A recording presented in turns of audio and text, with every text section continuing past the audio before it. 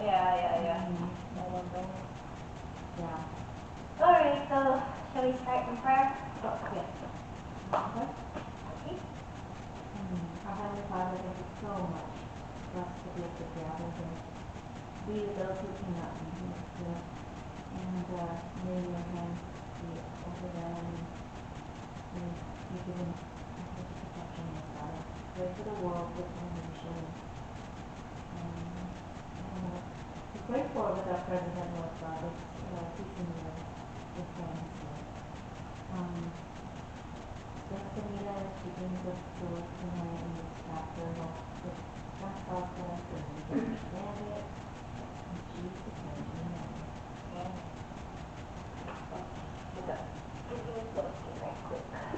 Did you watch the one about conditions of salvation YouTube I sent you? I started to, the one you were seeing right there? Yeah. With the dog? Yeah. I did. Your voice is so calming, you put me to sleep. I cannot listen while I'm dying down. That's funny. That's good. At least it's not aggravating you. I think I got like maybe at least 10, 15 minutes into it. You must have been very tired, that's it.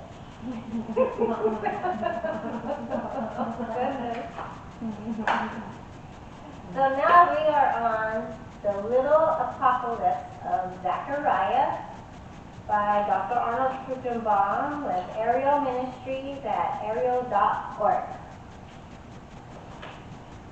This study has 22 pages. My son always likes to clean that up. Could we go over it first?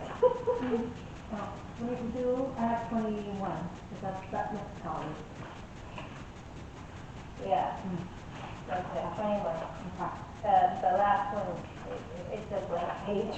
Okay. I know. Did you want to read first? Happy to. Unless Penny does. Not this guy. And I will pour upon the house of David and upon the inhabitants of Jerusalem the spirit of grace and of supplication. And they shall look unto me whom they have pierced. Zechariah 12:10. Historical background. The name Zechariah means Jehovah remembers. As to his family, Zechariah was the son of Zechariah, whose name means Jehovah blesses. His grandfather was Edo, whose name means his time. The combined meaning of all three names is Jehovah remembers and Jehovah blesses in his time. Nice. Yes. Zechariah was the priest according to Nehemiah 12:4 and 16. Zechariah's call to prophetic ministry began in 520 BC and covered a period of 50 years. Zechariah, Haggai, and Malachi were the three post-exilic prophets. Zechariah and Haggai were contemporaries, prophesying to those who returned from Babylon, while Malachi lived almost a century later. The Greek title of the book of Revelation is the book of Apocalypse. The book of Revelation deals with the subject of prophecy or eschatology, which is the study of events of the last days. The last three chapters of the book of Zechariah deal with same and similar material as that found in the book of Revelation. Therefore, these three chapters were called the Little Apocalypse of Zechariah. This study of the Little Apocalypse of Zechariah is divided into 9 major units: the introduction, the campaign of Armageddon, the spiritual deliverance of Israel, the spiritual cleansing of the land, Israel's relationship to the Messiah, further details of campaign of Armageddon, the results of the second coming, the destruction of the enemy, and the Messianic kingdom. Wow. Introduction. Zechariah 12:1.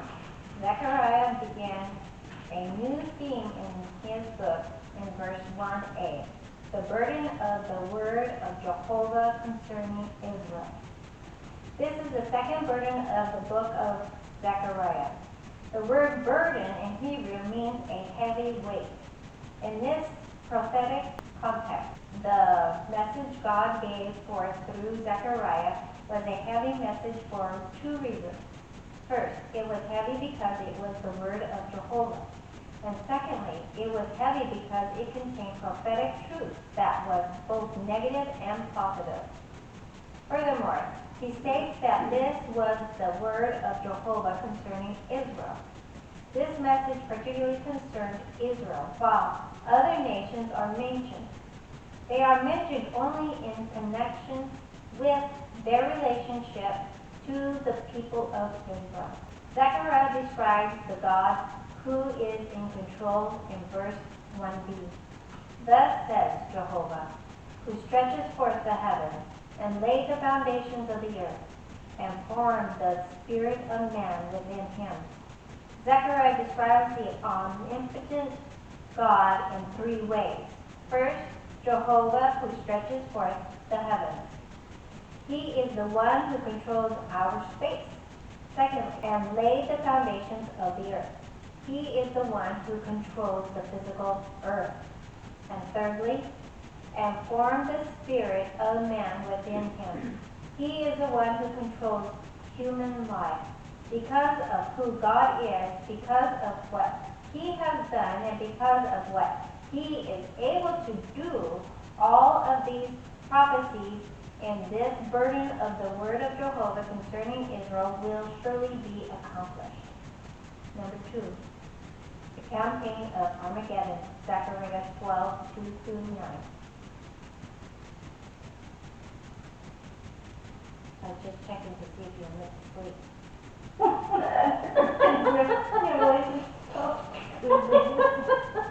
Was I snoring? I'm just checking.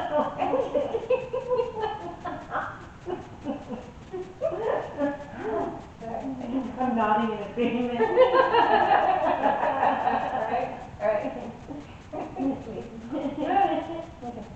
The second unit gives some of the details concerning the campaign of Armageddon and emphasizes the physical deliverance of Israel. At this point, it might be wise to summarize the 8 stages of the campaign of Armageddon in order to see where this particular passage fits. In the first stage, the armies of the Antichrist, the Gentile nations, will gather in the valley of Jezreel in Galilee.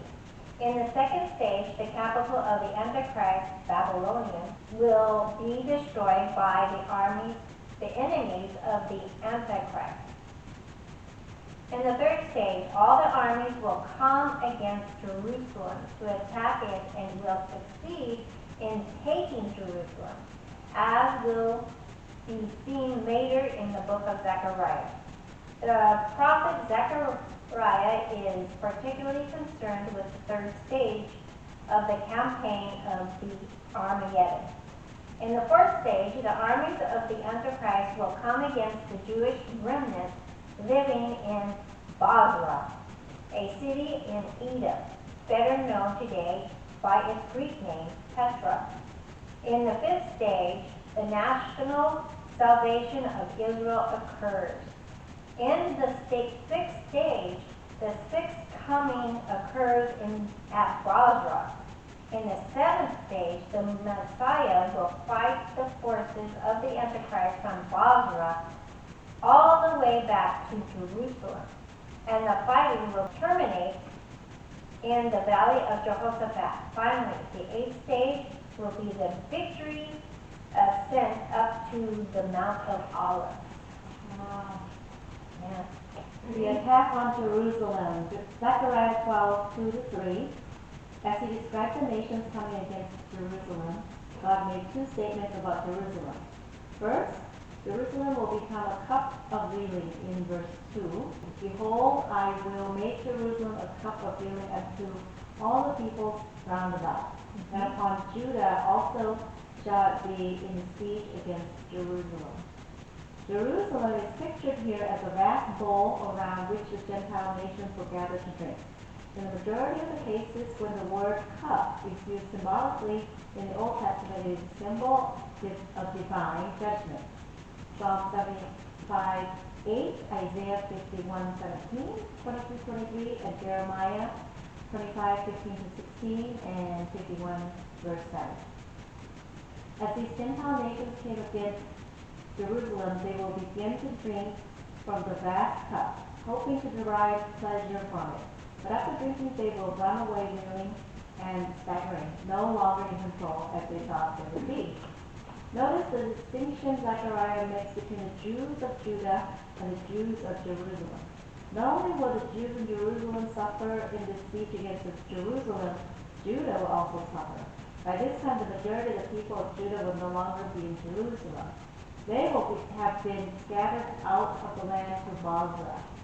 There will be a number of Jews still living in Jerusalem, and the armies of the Antichrist will come against them in this siege. But in due course, the Jews of Judah in Basra will also feel the effects of the siege.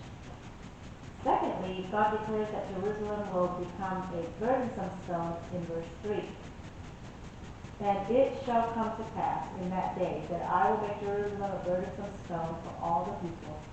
All that burden themselves with it shall be sore wounded, that all the nations of the earth shall be gathered together against it. The phrase, it shall come to pass in that day, means that it will happen during the third stage of the campaign of Armageddon. Jerusalem is pictured here as a very heavy stone. Not one that is smooth, but rather one that has many jagged, sharp-pointed edges. Those who burden themselves with it shall be sore wounded or lacerated. Those who try to lift this heavy stone with their hands will be able to lift it just a little bit. But as they do so, they will be so heavy that it will begin to slip through their hands, cutting their hands to shreds. Verse 3 ends with this statement, all the nations of the earth shall be gathered together against it. The campaign of Armageddon will not be one group of nations fighting the second group of nations. Rather, all the Gentile nations of that day will come together, specifically against one nation, Israel, and they will come against Jerusalem. Thus, Jerusalem will become two things to the Gentile nations in the campaign of Armageddon. A cup of reeling that will cause them to stagger, and a burned stone, which they will be sore wounded. B. The battle for Jerusalem, Zechariah 12:4-9. The physical deliverance of Jerusalem and just how Jerusalem will become the cup of reeling of verse 2 and the burning stone of verse 3 are described in this section. There will be a judgment of God upon the forces in verse 4, in that day, says Jehovah, I will smite every horse with terror, and his rider with madness, and I will open mine eyes upon the house of Judah, and will smite every horse of the people with blindness. With blindness, yeah. Again, the timing phrase, in that day, means during campaign of Armageddon, as Jerusalem's enemy comes against her upon their horses. God will strike the horses with terror, madness, and blindness. Under the Mosaic covenant, God said that these judgments would come upon the Jews for disobedience. Deuteronomy 28:28. And God once pronounced upon the Jews, he will now pronounce upon the Gentiles because of their movement against the Jews. Here's the outworking of the principle of Genesis 12:3.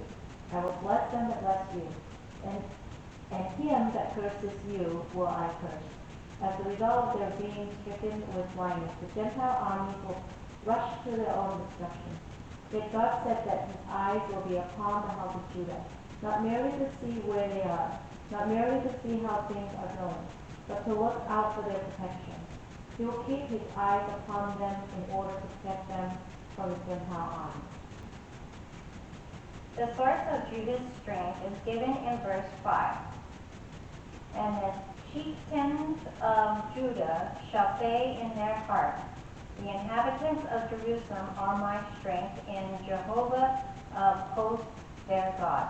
Notice again the separation of Judah and Jerusalem. The Jews of Jerusalem are still in the land, while the Jews of Judah are in Bozrah, or Petra, outside the land. The chieftains of Judah will receive moral and spiritual strength from the way the inhabitants of Jerusalem are withstanding the enemy. This is similar to the taking of the Alamo by the Mexican forces. The battle cry for the Texan War of Independence became, "Remember the Alamo." In the future, the battle cry will become, "Remember the fight in Jerusalem." God will energize the Jews of Judah. In verse 6, "In that day will I make the chieftains of Judah like a pan of fire among wood, and like a flaming torch among sheaves, and they shall devour all the people around about, on the right hand and on the left. And they of Jerusalem shall yet again dwell in their own place, even in Jerusalem." The point of this verse is that God will so energize the Jewish forces that they will become like a pan of fire among wood and like a flaming torch among sheaves. The Gentiles are pictured as dry wood and as sheaves. When the fire is applied to the dry wood or sheaves, the results are the quick burning and destruction. Furthermore, there are two results of this energizing. First, they shall devour all the peoples round about. The Jewish forces will cause massive decimation among the enemy on the right hand and on the left. And secondly, they of Jerusalem shall yet again dwell in their own places, even in Jerusalem.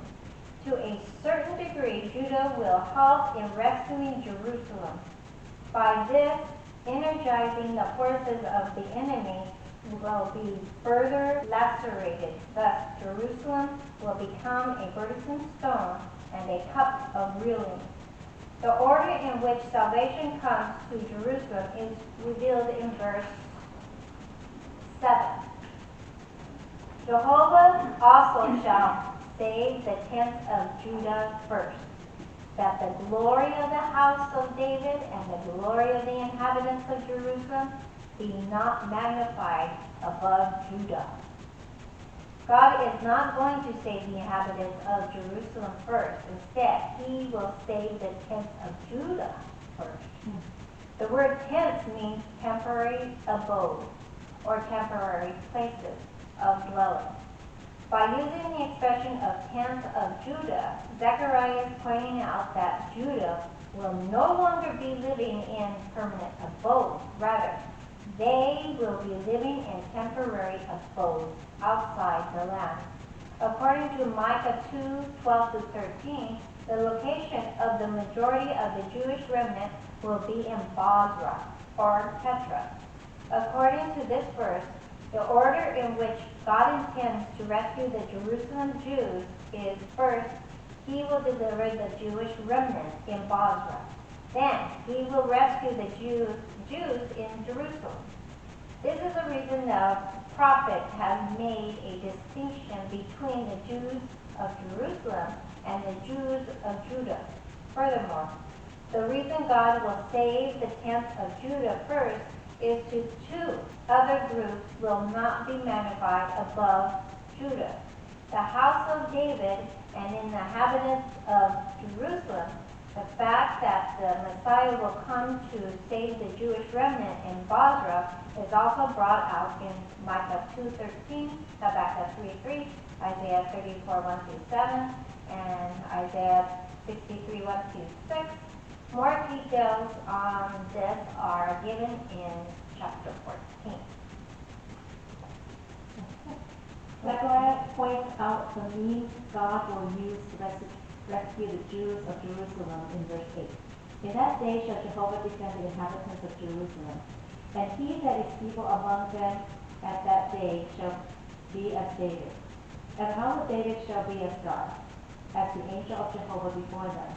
There are two ways that the rescue of Jews of Jerusalem will be accomplished.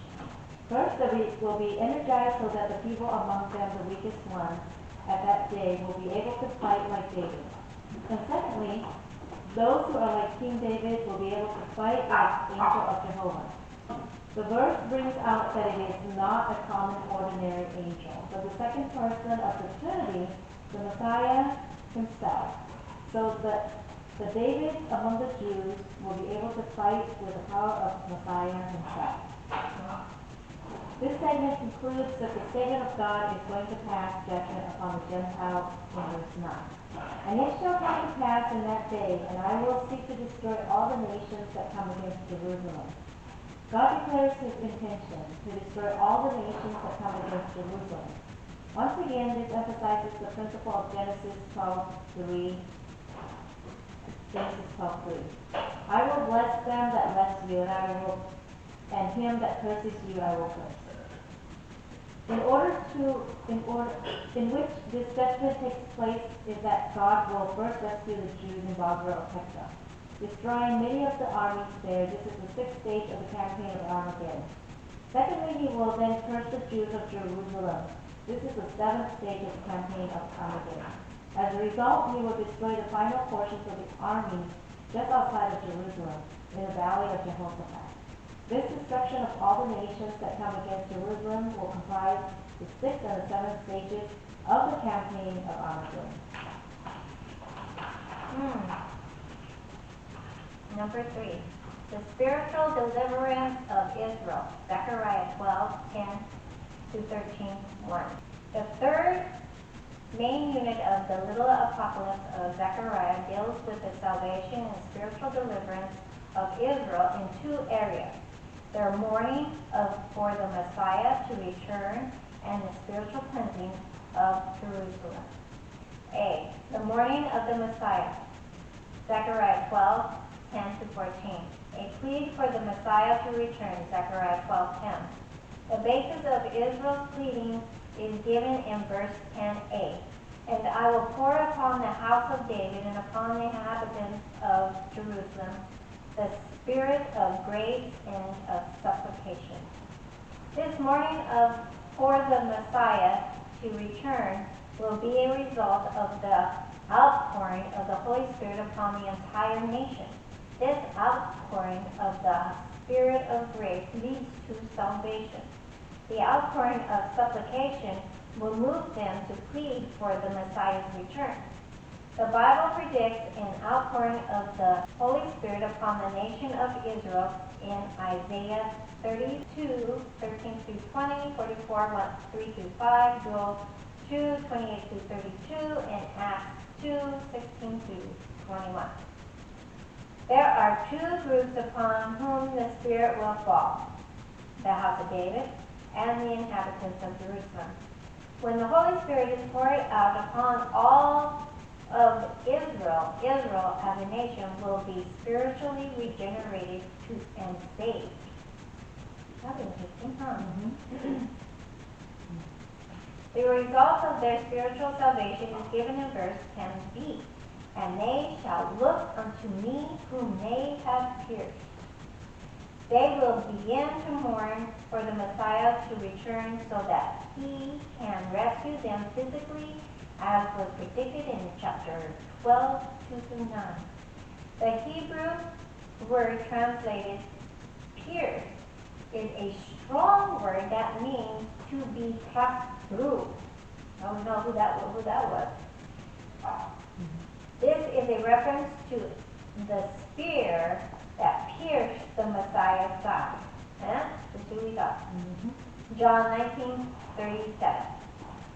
So the time is coming after Israel is saved and the Spirit has been poured out upon the nation, that they will begin to look unto the one they have thrust through. The King James Version erroneously translates this to read, they shall look upon me whom they have pierced.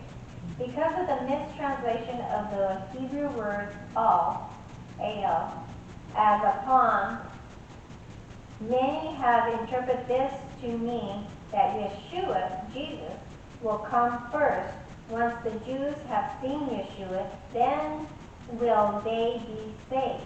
However, the Hebrew word used here does not mean upon, but unto, because of where he is, alo, or on high. When believers look unto the Lord, they do not visibly see the Lord. The way this passage should be interpreted is when the Holy Spirit is poured out upon the whole house of Israel, they will then look unto, not upon, the one whom they have pierced, mourning for him to return. Only then will he return. So after they have looked unto him, they are saved, resulting in his return. Israel's national salvation is the prerequisite to his second coming. Furthermore, the intensity of their mourning is emphasized in verse 10c. And they shall mourn for him, as one mourns for his only son, and shall be in bitterness of him, as one that is in bitterness for his firstborn. In the world of that day, there was greater mourning for the loss of a firstborn son than the loss of another child. The mourning for the Messiah is not only mourning for the loss, but also mourning that this son might come back to be restored to life. This is the kind of mourning that Jewish people will have for Messiah. They will mourn over the fact that Israel rejected his messiahship at his first coming. But they will also mourn that he might come back. Indeed, in this case, he will come back. The second mourning of good King Josiah, Zechariah 12:11. In that day shall be a great mourning in Jerusalem, as the mourning of Hadadrimmon in the valley of Megiddo. According to Jeremiah, Israel mourned the loss of King Josiah because he was such a good king. Jeremiah mourned because he knew Josiah was the last of the good kings, and that Judah was now destined to a series of wicked kings, who would in turn bring about the destruction of the kingdom of Judah. The national mourning for the Messiah will be similar to the mourning of Hadadrimmon in the valley of Megiddo, when King Josiah was killed in a war against Egyptians, 2 Chronicles 35:22-25. The valley of Megiddo is the same as the valley of Jezreel or Megiddo. The specific place in this valley where Josiah was killed was Hadadrimmon. Just as they mourned bitterly for good King Josiah, even so they will mourn again for the Messiah to return.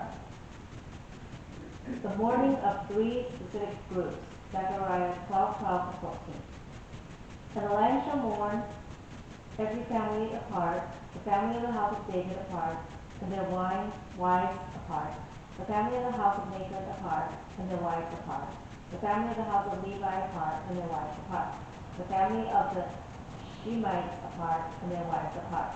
All the families that remain, every family apart, and their wives apart. In verse 12, the first group mentioned is the royal house.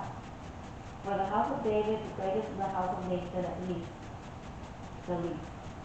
Although the house of Nathan never saw any kings upon the throne, it was from the lineage that the Messiah comes. In verse 13, the second group mentioned is the priestly house, from the house of Levi, the greatest to the least, the Shemites. And in verse 14, the third group mentioned is all the families that remain in will be mourning. In keeping this with Jewish custom of mourning, the sexes will be separated so that nothing can detract them from the main business at hand, the business of mourning. Spiritual cleansing of Jerusalem, Zechariah 13:1. In that day there shall be a fountain open to the house of David and to the inhabitants of Jerusalem, for sin and for uncleanness. Again, the timing is in that day, which is also part of the campaign of Armageddon. There is going to be a fountain open. In the Old Testament, a fountain was a symbol of cleansing. The fountain in the tabernacle and the fountain in the temple compound were means of cleansing for ceremonial uncleanliness. Here, the word fountain symbolizes the outpouring of the Holy Spirit through Yeshua and their faith in Him. John 7:37-39. This fountain will be open to the house of David and the inhabitants of Jerusalem.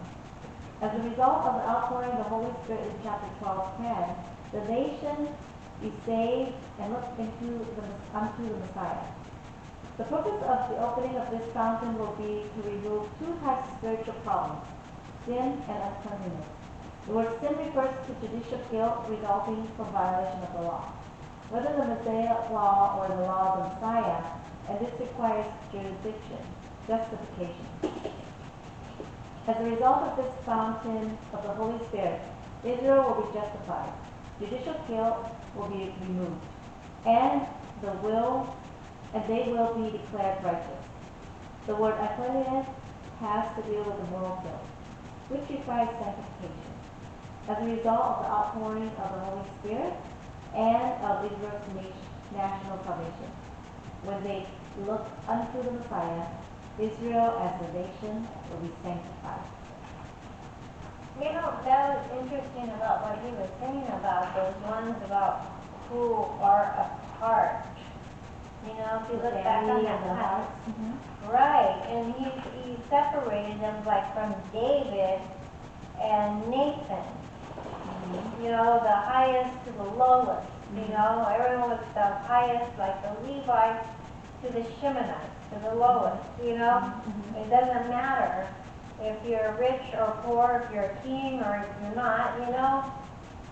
And yet, separated the families from the husbands, from the wives. Yeah, so you know, be about their business, just concentrate on mourning. Just concentrate on mourning. The other thing, you know, when I first read that in Zechariah, I was wondering if they were put in such a position that they would have to be apart, you know, the husbands from the wives. You know, like in Israel right now, you know, when they go and pray, you know, the men are separate from the women. Right. And so they would want to install that, then they're, you know, like that, and who they are too.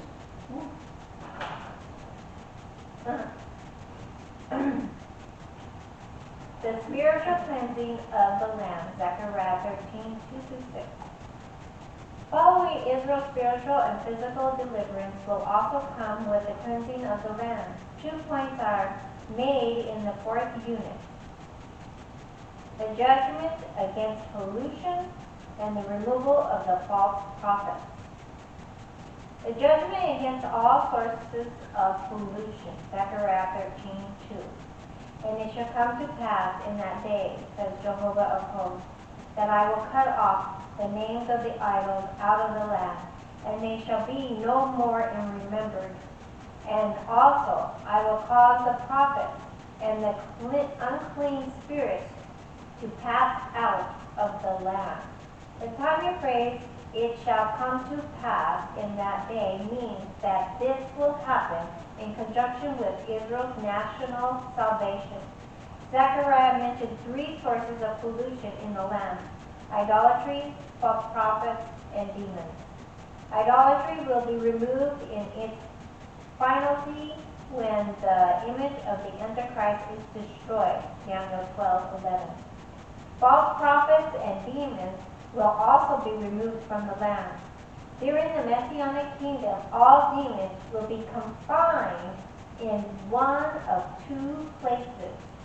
Some will be confined in Babylon, Isaiah 13:21-22, Revelation 12:2, and others in Edom, Isaiah 34:8-15.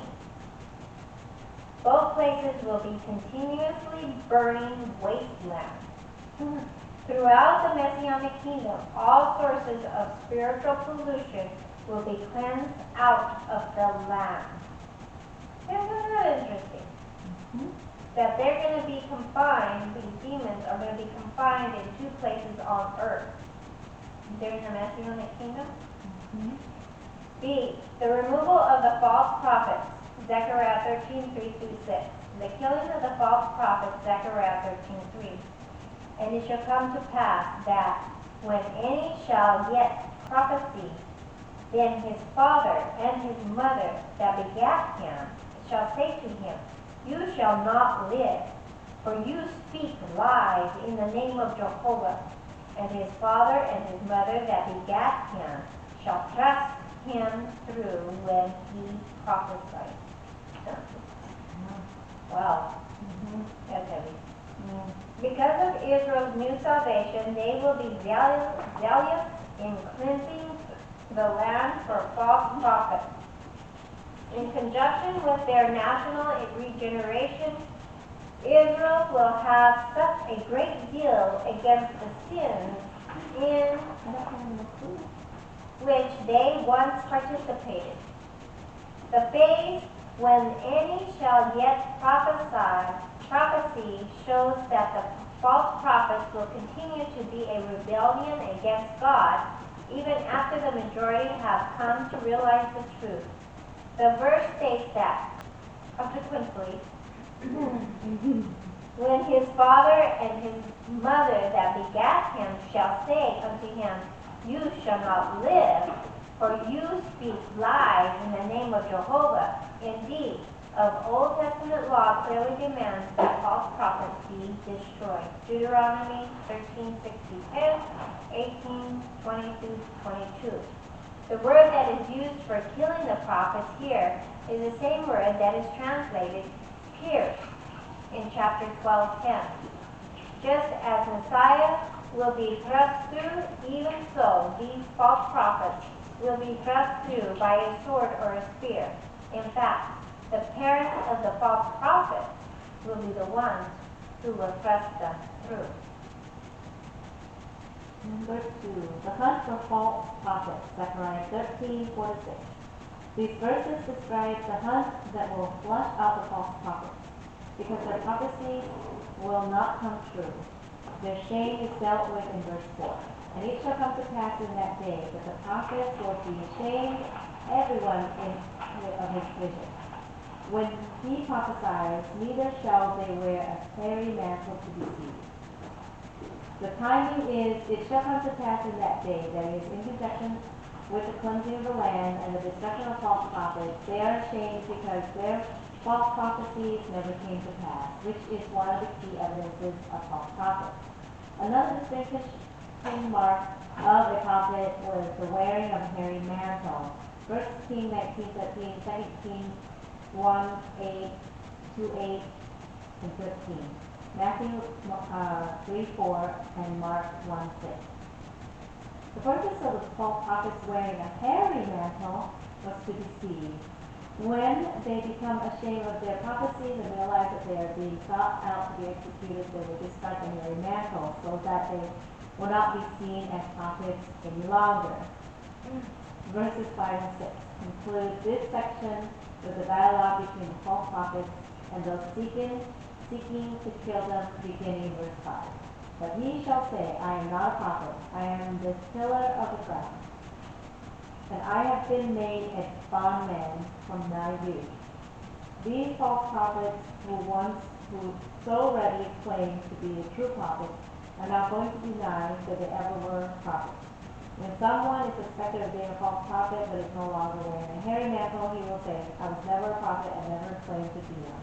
I've always been a tiller of the ground, a farmer, for the time I was old. While they can remove the hairy mantle, there are certain marks of the false prophets that they will not be able to remove. Then a question will be raised in verse 6. And one shall say unto him, What are these wounds between your arms? Then he shall answer, Those with which I was wounded in the house of my friends. It was a practice of false prophets, not only to imitate the true prophet by wearing a hairy mantle, but also to mark these bodies and cause scars. This is something true prophets never did. For example, in the contest between Elijah and the prophet of Baal, the prophets of Baal cut themselves 1 Kings 18:28. So the false prophets will be able to cast away the hairy mantles, they will not be able to remove the scars from their bodies. They will try to say that these are wounds that they received while partying in the house of friends, but such deceit will not succeed in deterring the searchers. These prophets will lose their lives anyway. Sometimes this verse has been pulled out of context and been made to refer to Messiah. But remember, a text apart from its context is a pretext. Verse 6 is part of context on the subject of false prophets that began in verse 2. Is a part of the dialogue which began with verse 5. Therefore, verse 6 is not a reference to the Messiah. It is a reference to the false prophets of the tribulation who will be executed at that time apart from the spiritual cleansing of the land. What is the hairy mantle? So wait. Yeah, it sounds like those maybe that they put on their head or something because he's discarded it. But how many are we? Yeah, but they said it's these scars. The No, arms, yeah. no, the scars are later. They can't hide the scars, Yeah. but they can hide the hairy mantle. They can Okay. discard that. Yeah. But the scars they won't be able to because they're trying to call. Okay, they're trying to call those demons. They're scratching them and themselves, and that's why they think that they're prophets because they still probably have some sort of link, and that's probably why they want to destroy them right off the bat because they don't want those things out. They're put in their position, those two places, for a reason, and yet I guess it's a way to find out who really wants to follow God's way or who wants to try to call them out. Yeah. But yeah, that's some harsh stuff there. The relationship to the Messiah, Zechariah 13:7-9. Before Zechariah proceeded with further details concerning the second coming and the establishment of the kingdom in chapter 14, he summarized Israel's relationship to the Messiah. In this summary, Zechariah made 3 points: the Messiah's rejection at his first coming, the results of his rejection, and the salvation of the Jewish remnant. A. The rejection of his first coming, Zechariah 13:7-8. Awake, O sword, against my shepherd, and against the man that is my fellow, says Jehovah of hosts. The first thing to notice is the nature of the Messiah. First is both God and man. Zechariah begins by stating, awake, O sword.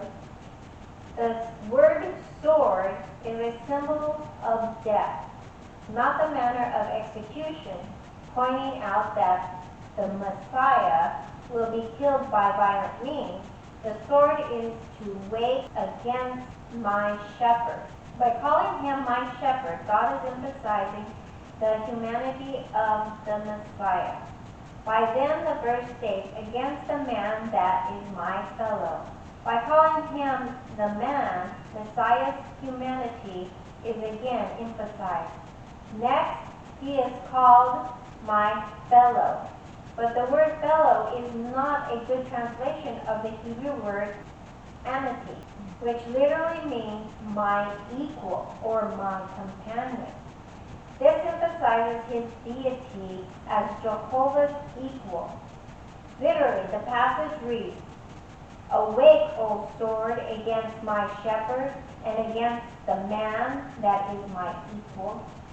For this one to be God's equal means that he must be God himself. Here is the one Old Testament example of the God-man concept. The one who is going to be killed is the good shepherd, but he is also God and man. So, This verse speaks of the rejection of the Messiah at his first coming, and the rejection by means of a violent death, by means of crucifixion. B, the result of the rejection. Zechariah 13:7b through 8. The first result is a scattering or dispersion of the flock in verse 7b. Smite the shepherd, and the sheep shall scatter, and I will turn my hand upon the little ones. Zechariah 11:4-14 gives a detailed pictorial prophecy concerning the good shepherd who is rejected. As a result of the rejection of the good shepherd, the sheep, the flock of Israel, were scattered. The shepherd was smitten in AD 30. He died a violent death, resulting in the scattering of the sheep in AD 70. This verse is applied directly to the scattering of the disciples when Yeshua was arrested in the Garden of Gethsemane in Matthew 26:31-32. But its primarily reference is to the great dispersion by the Romans in AD 70. The statement, I will turn my hand upon the little ones, means that even the innocent, common people will suffer as a result of the rejection of the true shepherd by their leaders. The second result of the rejection of the true shepherd is the death of 2/3 of the flock in verse 8. And it shall come to pass that in all the land, says Jehovah, 2 parts therein shall be cut off and die, and the third shall be left therein. Here, Zechariah summarized that he detailed in chapter 11:4-14. This will be fulfilled during the persecutions of the Great Tribulation, when Israel will suffer tremendous persecution. Matthew 24:15-28, Revelation 12:1-17. As a result of this persecution, 2/3 of the Jewish people will be killed. The question is, what does the expression "in all the land" mean? The Hebrew word for land is Hireth, which is usually translated as earth. So in all the earth, 2/3 of the world's Jewish population who are alive at the beginning of the Great Tribulation will not survive to the end of it. However, the verse ends with the promise, but a third shall be left therein. 1/3 of the Jewish population will survive. This is all Israel of Romans 11, the nation that is going to experience salvation. C, the salvation of Jewish remnant, Zechariah 13:9. And I will bring the third part into the fire, and will refine them as silver is refined, and will try them as gold is tried. They shall call on my name, and I will hear them. I will say, it is my people, and they shall say, Jehovah is my God. God makes 3 statements about how the remaining third part will come to salvation. First, I will bring the third part into the fire. Secondly, I will refine them as silver is refined. And thirdly, I will try them as gold is tried. The fires of the trial that will refine them are the judgments of the Great Tribulation. By means of these judgments, they will learn righteousness and come to salvation. This is brought out in 3 statements. First, they shall call on my name, and I will hear them. The surviving remnant will turn to the Lord and call upon him in saving faith. Secondly, I will say, it is my people. The Jews are always God's people positionally, but they only experience what this means when they are in the right relationship with him. And now, the Jewish people become God's people again experientially. And thirdly, they shall say, Jehovah is my God. They will accept God, and with acceptance of the one true God, will come to the acceptance of Yeshua, the Jewish Messiah. Amen. Further details of the campaign of Armageddon, Zechariah 14:1-5. Zechariah returns to the physical aspect of the salvation of Israel and gives details that were not covered in the earlier unit on the campaign of Armageddon.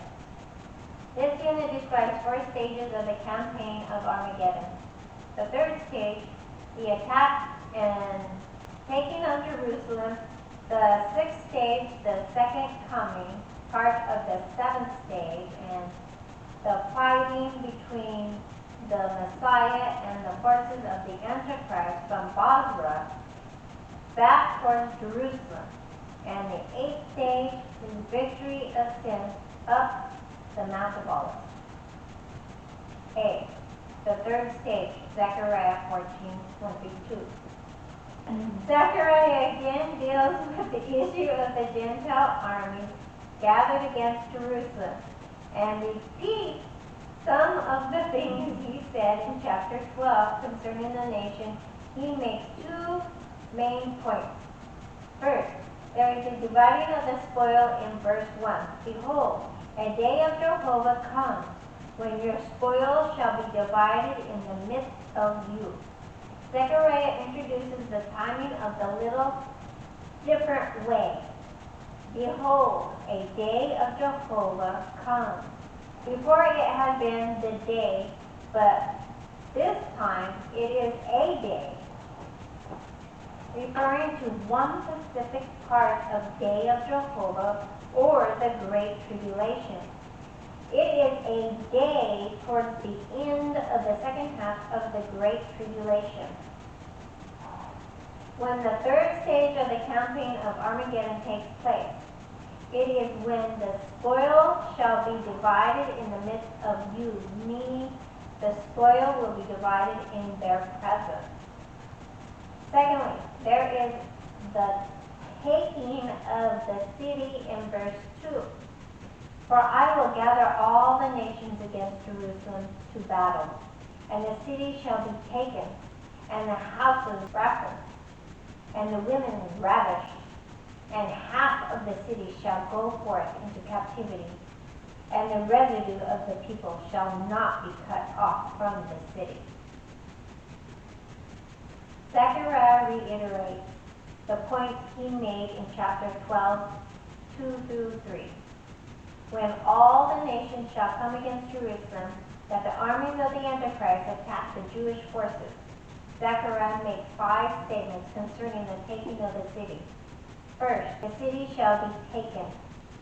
Jerusalem will be captured by the Gentiles. Secondly, the houses rattled. The enemy will ransack Jewish homes as part of the spoils of war. Thirdly, the women ravished. The women will be raped, as often happens in warfare. Fourthly, half of the city shall go forth into captivity. Half of the Jewish residents will be enslaved. And fifth, the residue of the people shall not be cut off from the city. The rest of the population will be left in the city and will experience the rescue described in the following verses. However, the Gentile armies will suffer tremendous losses, according to the chapter 12, 4-9. For God will supernaturally energize the Jewish forces. Nevertheless, in spite of the supernatural energizing and the tremendous loss that the Jewish forces inflicted upon the forces of the Antichrist in the course of time, the city will fall. The same point is made in Micah 4:9 through 5:1. The 6th, 7th, and 8th stages, Zechariah 14:3-4. Zechariah summarizes 6th stage.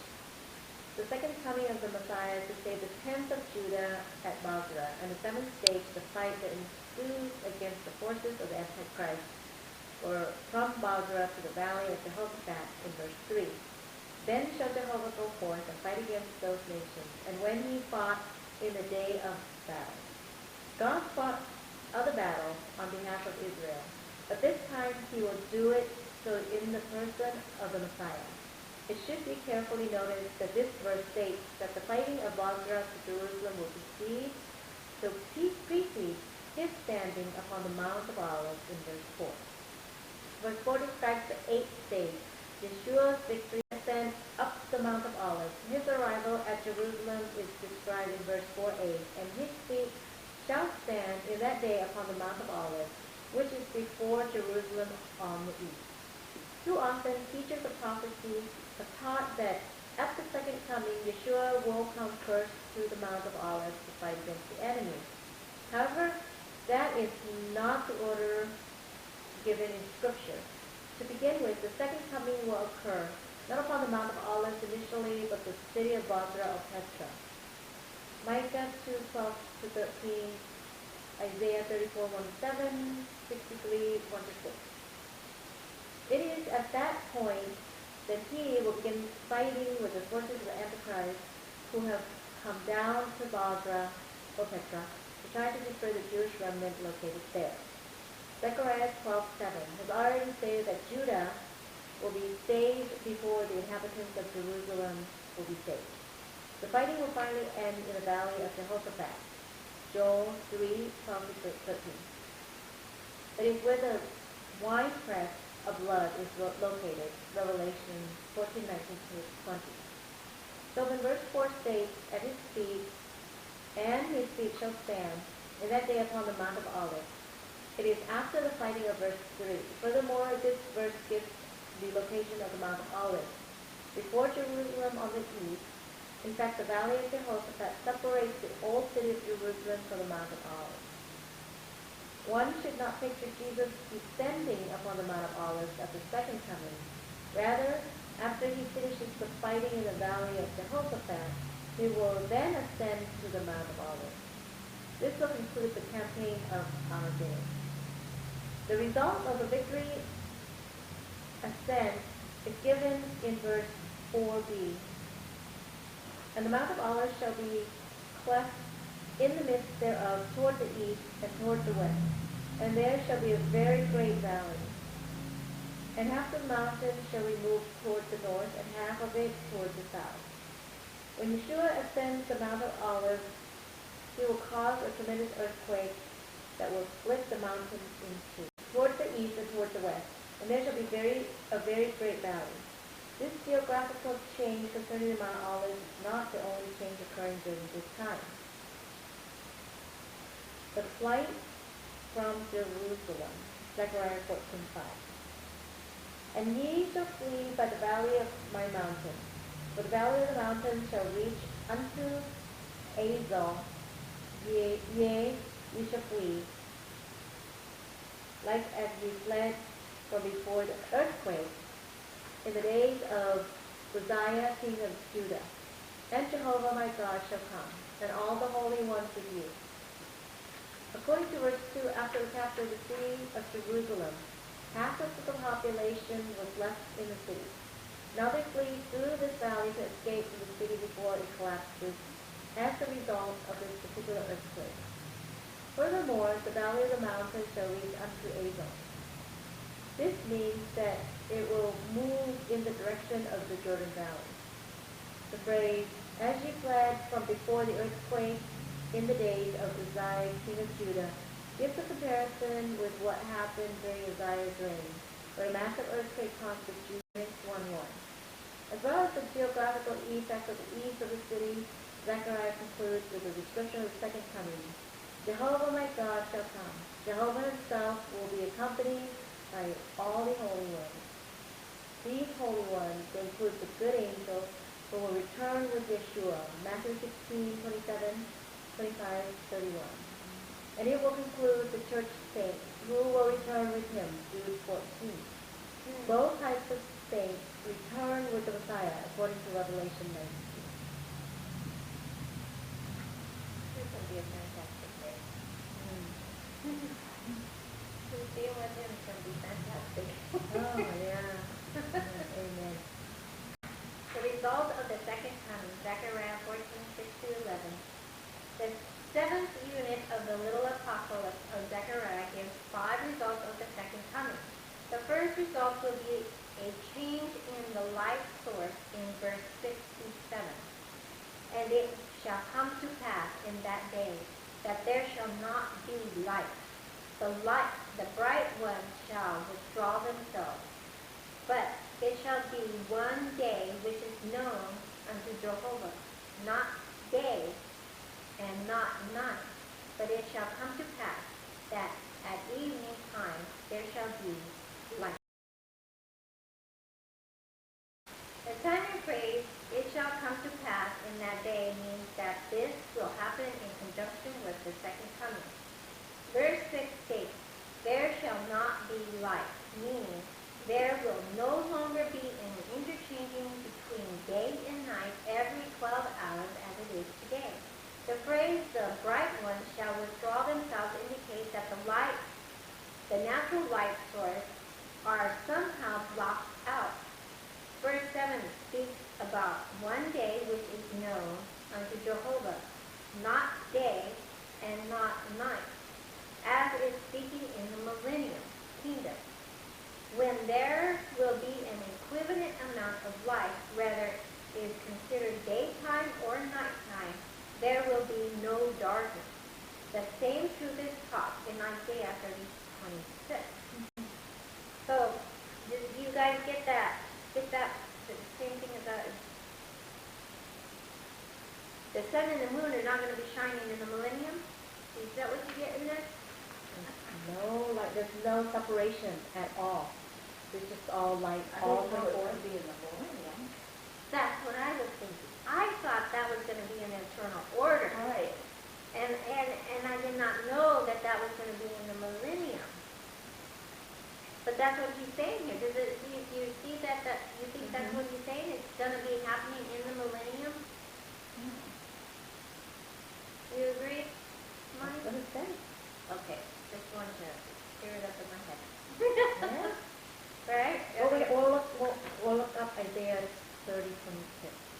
Not right now, but yeah. Yeah. He's referencing that. Right. Okay. The second result will be the new millennium river in verse 8. So this is going to happen in the millennium too. And it shall come to pass in that day that living water shall go out from Jerusalem, half of them towards the east sea, and half of them towards the western sea in the summer, and in winter shall it be. Again, the time and phrase is given. It shall come to pass in that day, meaning that it will happen during the period of the kingdom.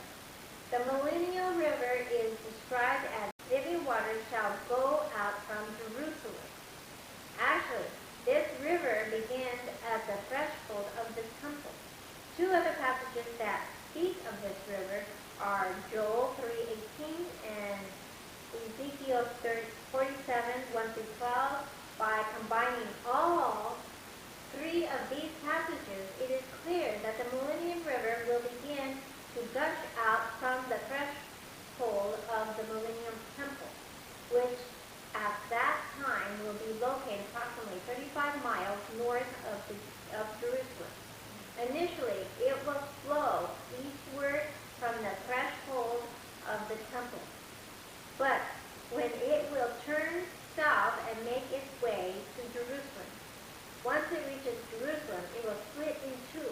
Half of it will flow towards the eastern sea, the Dead Sea, and the other half will flow towards the western sea, the Mediterranean Sea. Today, the Dead Sea is just that, a dead sea, so thick with minerals that it cannot sustain life. Not even saltwater fish can survive there. However, this river will be living waters that will change the nature of a specific area of the Dead Sea. So that area along the western shore will become a major fishing industry. The third result of that is that Jehovah will be the king of the world and will be the one and only God in verse 9. And Jehovah shall be king over the earth. In that day shall Jehovah be one, and his name one. Amen. Amen. The Jehovah spoken of here is the same Jehovah, my God, shall come, of verse 5. And he is the same as the Messiah, of verse 3-4. So again, the Messiah is God himself, and he will be the one king over all the earth. Furthermore, the verse states, In that day shall Jehovah be one, and his name one. In the kingdom period there will be no other God worshipped, and he will not be referred to by any false name such as the golden calf or Jeroboam's revival system. Rival. The fourth result of the second coming will be a number of graphical changes in verse 10. All the land shall be made like the Arabah, from Geba to Ramon, south of Jerusalem, and shall be lifted up, and shall dwell in her place, from Benjamin's gate unto the place of the first gate, unto the corner gate, and from the tower of Hananel unto the king's winepresses. Zechariah states, all the land shall be made like Arabah, from Geba to Ramon, south of Jerusalem. The Arabah is that deep, flat cleft that runs all the way from the Dead Sea to, Elat? At the northern end of the Gulf of Elat. The land of Israel will become like this low, flat, desert-like area, from Geba, situated north of Jerusalem, to Ramon, situated south of Jerusalem. Today, this area is mountainous, but in the kingdom it will become flat like Arabah. This will further emphasize the exaltation of Jerusalem, for she shall be lifted up and exalted above all. Today Jerusalem is not the highest city in the world, but in that future day Jerusalem will sit atop the millennial mountain of Jehovah's house, the highest mountain in the entire world. Isaiah 2:2, Micah 4:1, Ezekiel 40:1-2. The phrase, and shall dwell in her place, means that Jerusalem will be perfectly safe and will become a sanctuary from then on. Zechariah mentions some strategic points. What? That it was going to be the highest mountain. I knew that it was going to be the highest mountain, but I didn't know Jerusalem, though. oh, I know the whole. Yeah. Zechariah mentions some strategic points in the city that are no longer identifiable because Jerusalem has undergone some major changes since the prophet's time. He mentioned that this will be from the gate of Benjamin unto the place of the first gate, and to the site where the corner gate was located. Furthermore, it will go from the tower of Hananel unto the king's winepresses.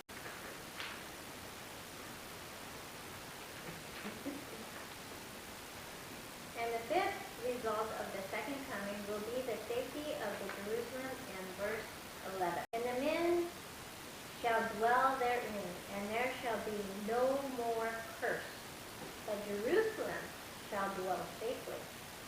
Zechariah emphasizes two things. First, the curse will be removed, and secondly, Jerusalem will dwell safely, and nothing will be able to threaten the security of the city ever again. The destruction of the enemy. Zechariah 14:12-16. Having described the evidence of the Great Tribulation, the campaign of Armageddon, the second coming, and some of the results of the second coming, Zechariah next describes in more detail just how the enemy will be destroyed. Zechariah gives the introduction to this unit in verse 12a. And this shall be the plague wherewith Jehovah will smite all the peoples that have warred against Jerusalem. Altogether, God will use four specific methods to destroy the forces of the Antichrist as part of his second coming. First, there will be the disintegration of human flesh by melting, described in verse 12b. Their flesh shall consume away while they stand upon their feet, and their eyes shall consume away in their sockets, and their tongue shall consume away in their mouth. Sounds like a nasty. As they are standing there, the skin will melt away from their bones, and their eyes will suddenly appear to melt within their sockets. Just how this will occur is given in detail in Habakkuk 3, which discusses the events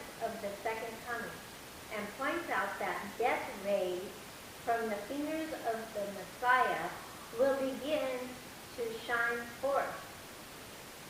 It is by means of these death rays that the melting of the enemy will occur.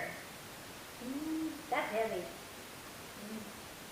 So that's all those rays coming through that we've been hearing about. Are you talking about from the sun? Yeah. Or, yeah. We'll find out. We'll see. It's just the rays. The second method is civil strife, described in verse 13. And it shall come to pass in that day that a great tumult from Jehovah shall be among them, and they shall lay hold every one on the hand of his neighbor, and his hand shall rise up against the hand of his neighbor. Again, Zechariah emphasizes the timing element. It shall come to pass in that day, meaning that it will happen during the campaign of Armageddon. This is the method God has used frequently in the past. They will begin fighting among themselves because of a great tumult created by Jehovah. The sudden confusion that results from the second coming will cause the armies, which is comprised of the various nationalities, to begin fighting among themselves. This will create civil strife and chaos as they begin to destroy one another.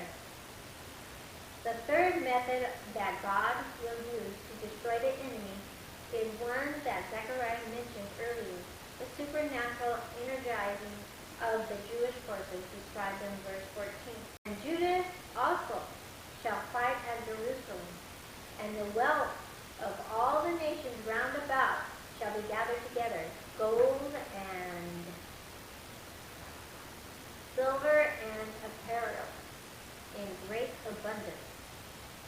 Many of the Judeans who were rescued at Basra will come up to Jerusalem with Jesus and be involved in helping with the rescue of Jerusalem. Furthermore, he states that the wealth of all the nations round about shall be gathered together. This results in the Jewish people collecting spoils rather than becoming spoil of the enemy themselves. Some of the spoil listed is gold and silver and apparel and in great abundance. And the fourth method that God will use to destroy the enemy is the plague that will afflict the animals in verse 16. And shall come to pass, and so shall be the plague of the horse, of the mule, of the camel, of the ass, and all the beasts that shall be in those camps, as the plague.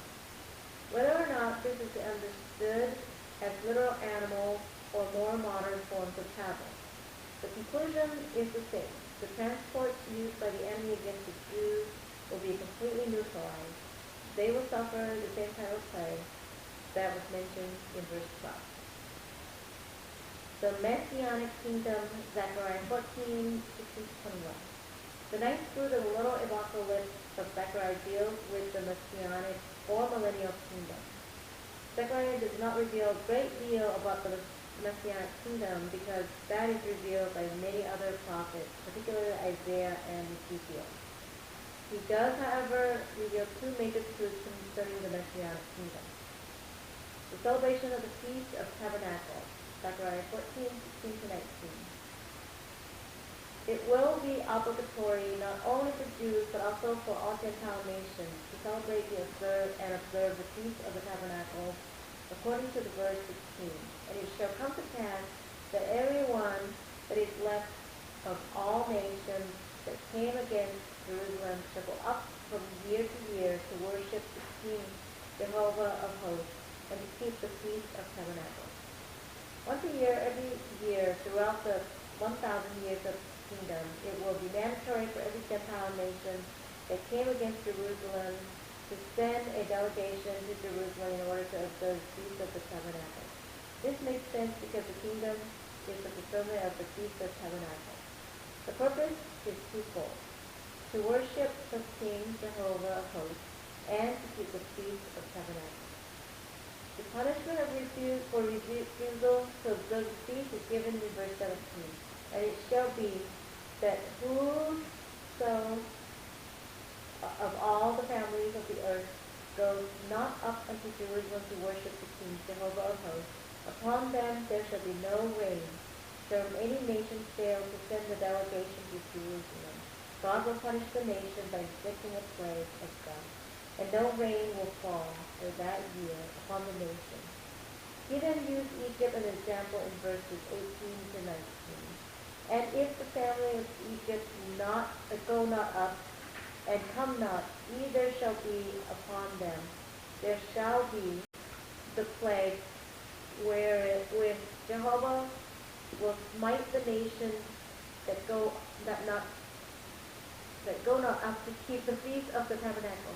This shall be the punishment of Egypt, and the punishment of all the nations that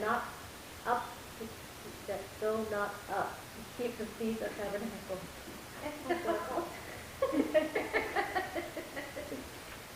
Make it hard.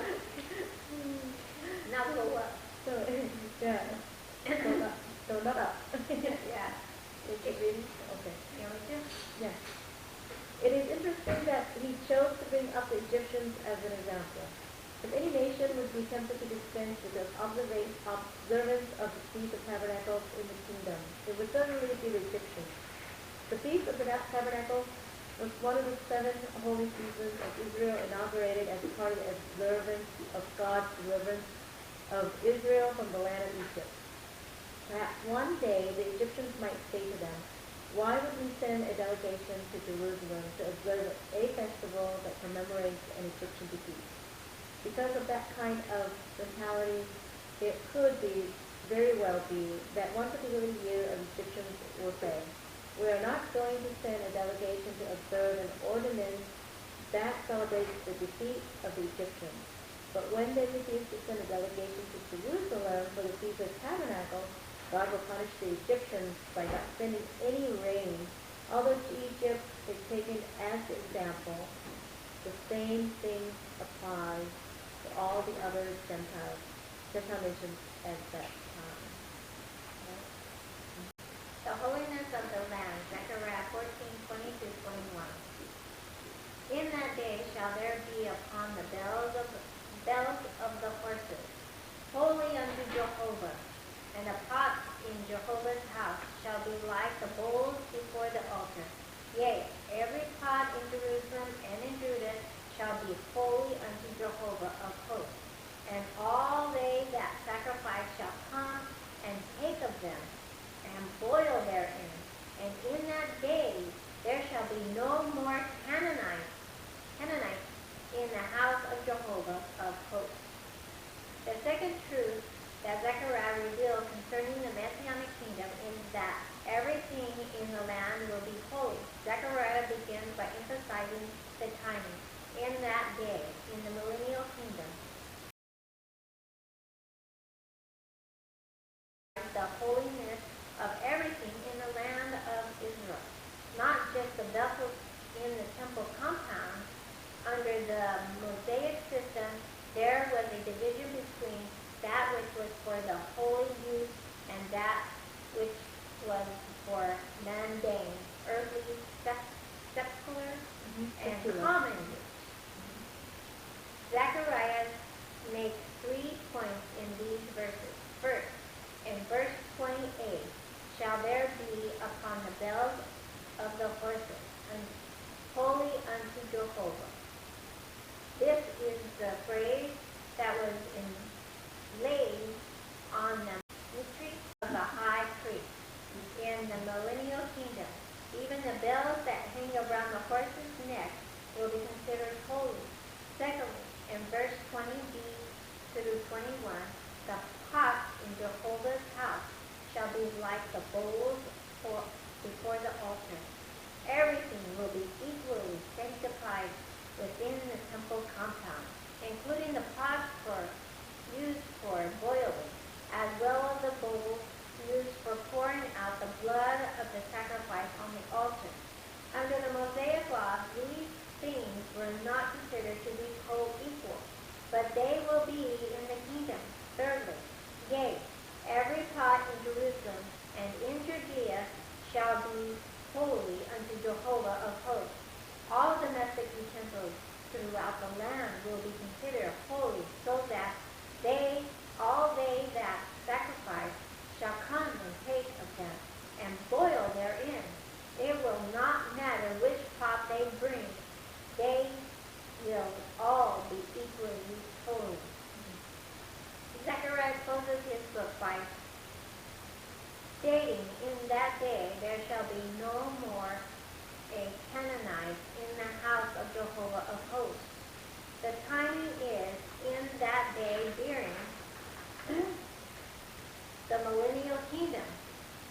God commanded that the Jewish people to totally exterminate the Canaanite population because of their extreme degree of sinfulness. But never in the history of Israel were they able to accomplish this. There were Canaanites living in the land after Joshua died. There were Canaanites living in the land even during the days of David and Solomon. In fact, David and Solomon had agreements with the Phoenicians, thank you, who were Canaanites. So there were Canaanites present throughout biblical history. However, once the kingdom is established, only then will God's will be carried out to the fulfillment, and there will be no more Canaanites anywhere in the land, let alone in the house of Jehovah of hosts. As a result of the total extinction of the Canaanites, everything in the land will be holy, including the bells on the horses and the pots and pans in every Jewish woman's kitchen. Yeah. Bells and horses and pots and pans.